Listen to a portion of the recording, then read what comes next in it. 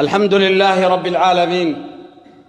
الحمد لله قدم من شاء بفضله وأخر من شاء بعدله، لا يعترض عليه ذو عقل بعقله ولا يسأله مخلوق عن علة فعله. هو الكريم الوهاب، هازم الأحزاب ومنشئ السحاب ومنزل الكتاب ومسبب الأسباب وخالق الناس من تراب. من اهتدى به ما ضل، ومن اتقاه ما زل، ومن اعتز به ما ذل، ومن طلب غناه ما قل. له الكبرياء والجبروت عز وجل، تم كماله وحسن جماله وتقدس جلاله وكرمت أفعاله وأصابت أقواله. اطلع فستر، وعلم فغفر، وحلم بعد أن قدر، وذكر من ذكر، وزاد من شكر، وقسم ظهر كل من تجبر وكفر. نحمده على حزن الأمر وسهله، ونحمده كما حمد نفسه وكما حمده الحامدون من جميع خلقه، ونستعينه استعانة من فوض أمره إليه، ونستغفره استغفار مقر بذنبه معترفا بخطيئته. ونشهد أن لا إله إلا الله وحده لا شريك له، له الملك وله الحمد وهو على كل شيء قدير. ونشهد أن محمدًا عبده ورسوله الذي ما ضل وما زل وما ذل وما مل وما غل وما كل، فما ضل لأن الحكمة ترعاه والله أيده وهداه، وما زل لأن الله غاديه وجبريل يكلمه ويناديه، وما ذل لأن العز رديفه والنصر حليفه، وما غل لأنه صاحب أمانة وصيانة وديانة، وما مل وما كل لأن له همة كريمة. سيدي أبا القاسم يا رسول الله، أنت الذي من نورك البدر اكتسى والشمس مشرقة بنور بهاك، أنت الذي لما رفعت إلى السماء بك قد سمت وتزينت لسراك، أنت الذي ناداك ربك مرحبا ولقد دعاك لقربه وغداك، فخفضت دين الشرك يا علم الهدى ورفعت دينك فاستقام علاك. ماذا يقول المادحون وما عسى أن تجمع الكتاب من معناك. صلى عليك الله يا علم الهدى، ما هبت النسائم وما ناحت على الأيك الحمائم. أما بعد فيا إخوة الإيمان والعقيدة، أوصيكم ونفسي أولا بتقوى الله تعالى وطاعته، إنها وصية الله لنا، ولقد وصينا الذين أوتوا الكتاب من قبلكم وإياكم أن اتقوا الله. يا أيها الذين آمنوا اتقوا الله وقولوا قولا سديدا يصلح لكم أعمالكم ويغفر لكم ذنوبكم، ومن يطع الله ورسوله فقد فاز فوزا عظيما. إخوة الإسلام، يقول الله عز وجل: ولولا دفع الله الناس بعضهم ببعض لفسدت الأرض، ولولا دفع الله الناس بعضهم ببعض لهدمت صوامع وبيع وصلوات ومساجد يذكر فيها اسم الله كثيرا، ولينصرن الله من ينصره. من أجل ذلك حملنا أسلحتنا وخرجنا من بيوتنا قتالا عن الحق، سالت دماؤنا، قدمنا الشهداء والجرحى إحقاقا للحق وإبطالا للباطل. فقتالنا من أجل الدين والعقيدة، من أجل السنة المطهرة، من أجل الحرية والكرامة، من أجل الوحدة والائتلاف، من أجل العلم والتنوير، من أجل الجمهورية والوحدة.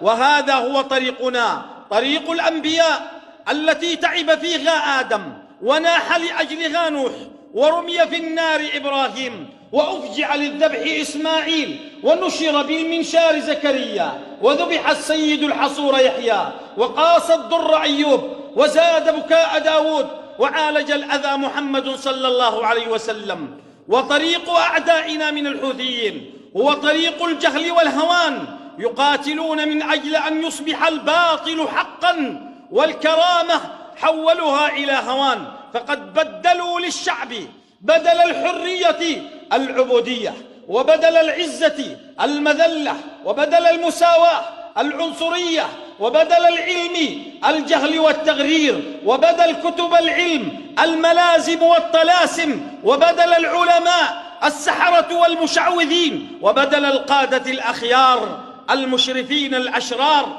وهذا هو طريق الطغاة. من أجل ذلك قاتلناهم، ومن أجل ذلك لن نتوانى في قتالهم، فهنيئا لمن قاتلهم. فوالله ما خلق الله جماجمنا إلا ليقام الحق ويهدم الباطل. خلقنا الله عز وجل لنكون أحرارا لا لنكون عبيدا. هذا هو دربنا. ومن هنا أوجه عدة رسائل. الرسالة الأولى تحية إجلال وإكبار إلى كل أبطال الجيش الوطني والمقاومة الشعبية، إلى رجال القبائل، إلى كل من يقاتل الحوثيين في ربوع اليمن. أقول لكم أيها الأبطال، يا قرة العين وتاج الرأس، يا بريق الأمل في زمن الياس، يا أيها الأسود بين الرجال، يا جبالا فوق الجبال، امضوا إلى ربكم في ثبات ويقين، فلا يحزنكم قلة السالكين، فوالله إنكم على الحق المبين، ولا تفترن عزائمكم شبه المرجفين، فسوق الجهاد قائما، وعرض ربنا تبارك وتعالى ماض دائما، وسلعة الله لن ترخص فيستامها المفلسون، وتجارته لن تبور فينالها البطالون. فاحفظوا ما أنتم فيه من الفضل العظيم، وحافظوا عليه من كل ما يخدشه أو يبطله، وأخلصوا النية والقصد، لأنكم إنما عقدتم الصفقة مع الله، والله هو الذي اشترى. إن الله اشترى من المؤمنين أنفسهم وأموالهم بأن لهم الجنة، يقاتلون في سبيل الله فيقتلون ويقتلون، وعدا عليه حقا في التوراة والإنجيل والقرآن. ومن أوفى بعهده من الله فاستبشروا ببيعكم الذي بايعتم به، ذلك هو الفوز العظيم. فاحمدوا الله وزيدوا في جهادكم ورباطكم وإقدامكم، فغيركم أتلف روحه وأقصى أمنيته أن يصبح عبدا للكهنوت. شتان ما بيننا وبينهم ورب الكعبة، إن الفرق شاسع والبون كبير. شتان ما بين الثراء والثريا، شتان ما بين التراب والسحاب، شتان ما بين مدارج النمال ومسابح الأفلاك، شتان ما بين غاية وغاية وما بين طريق وطريق، وشتان ما بين قاعد ونافر، وشتان ما بين جبان وشجاع.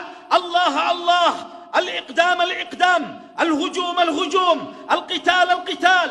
يا رجالا من الجنة ويا أبطالا من علوية الرعب يلقيها الله في قلوب الظالمين. يا رجال اليمن الأحرار، زمجروا اليوم في المعركة قائلين: اليوم يوم الملحمة، اليوم يوم الملحمة، واعلموا أن الحرب قد شمرت عن سوقها واشتد لهيبها، ألا فتيمموا وطيسها. قاتلوا صناديدها، قاتلوا صناديدها، واضربوا بسم الله الغالب الذي لا غالب سواه، وقاتلوا يقتل الله بكم أعداء الدين والحياة، ويزيح بقتالكم أكوام الكهنوت والظلام. قولوا بسم الله مجراكم يطوي صفحات الإجرام الحوثية الخبيثة، وبسم الله مرساكم على يمن الإيمان الطاهرة من كل رجس ونجس إيراني.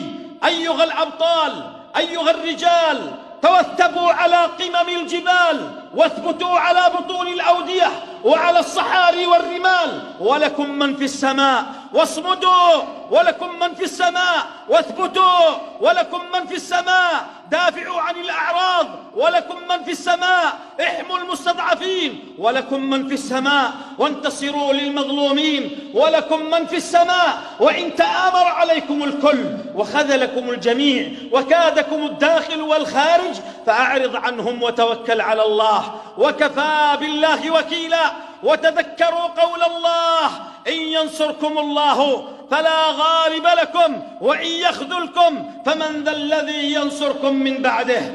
أيها الأبطال، أيها الرجال الأحرار، يقول الله عز وجل: أم حسبتم أن تدخلوا الجنة ولما يعلم الله الذين جاهدوا منكم ويعلم الصابرين. لله صبركم، ما أروعكم حين اشتدت الأزمات، حين كثرت الأحداث، حين ضاق الخناق على الناس في اليمن إذا بكم تشعلون شمعة الصبر والصبر